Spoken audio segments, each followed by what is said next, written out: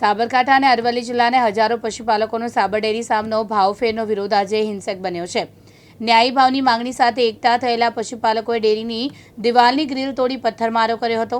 મુખ્ય ગેટના સીસીટીવી પણ તોડી પાડ્યા હતા। આ હિંસક ઘટનામાં 3 લોકો ઇજાગ્રસ્ત થયા છે, જ્યારે પરિસ્થિતિને કાબૂમાં લેવા પોલીસે ટીયર ગેસના સેલ છોડવાની ફરજ પડી છે।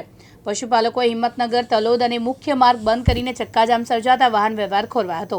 પોલીસે સાબર ડેરી પરિસરમાં આસપાસના ચુસ્ત બંદોબસ્ત ગોઠવી દીધો છે। હું બુટાલ ગામનો સભ્ય છું અને બુટાલ ડેરીનો સભાસદ છું। અમારી માંગણી એવી છે કે ભાઈ સાબર ડેરીના જે ડિરેક્ટરો બેઠા છે એ અમારા ચૂંટેલા છે અને જો એ અમારી વાત ના સાંભળે તો અમારે કોને આગળ રજૂ કરવાની।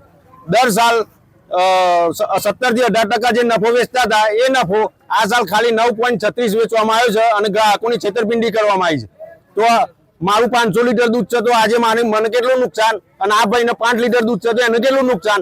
આ બધાનું અત્યારે ઉત્તર ગુજરાતમાં દૂધ ઉપર નિર્ભર છે અને જો ઉત્તર ગુજરાતમાં જો દૂધ જોડે જો નિર્ણય ના થાય તો આખા ગુજરાતમાં ક્યાંથી થવાનો।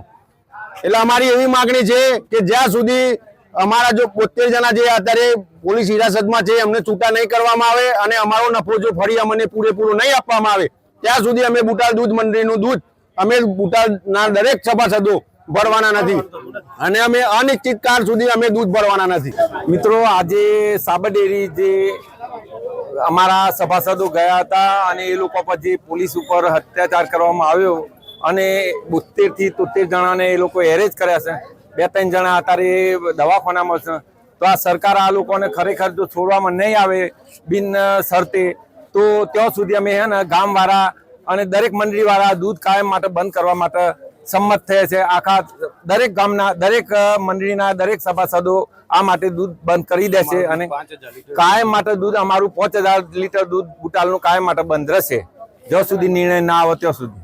આજ રોજ તારીખ 14/7/2025 સાબર ડેરી આગળ ભાવફેરના મુદ્દાને લઈ જે ઉગ્ર આંદોલન થયું તે આંદોલનના ફળ સ્વરૂપે બુટાલ દૂધ મંડળીના સભાસદો દૂધ મંડળી આગળ એકઠા થયા અને સ્વયં સભાસદો એવું કહ્યું કે ભાઈ આપણે જો સુધી નિકાલ ના આવે ભાવફેરનો ત્યાં સુધી દૂધ આપવાનું નથી। એટલે હું ચેરમેન તરીકે બુટાલ મંડળીના સભાસદોના સાથે છું। સભાસદોની માગણી ભાવ વધારો પૂરો મળે એવી છે। મારા સભાસદો દૂધ ચાલુ કરશે એ દિવસે ડેરીમાં દૂધ લેવાનું ચાલુ કરીશું। ઋતુલ પ્રજાપતિ, દિવ્યાંગ ન્યૂઝ, અરવલ્લી।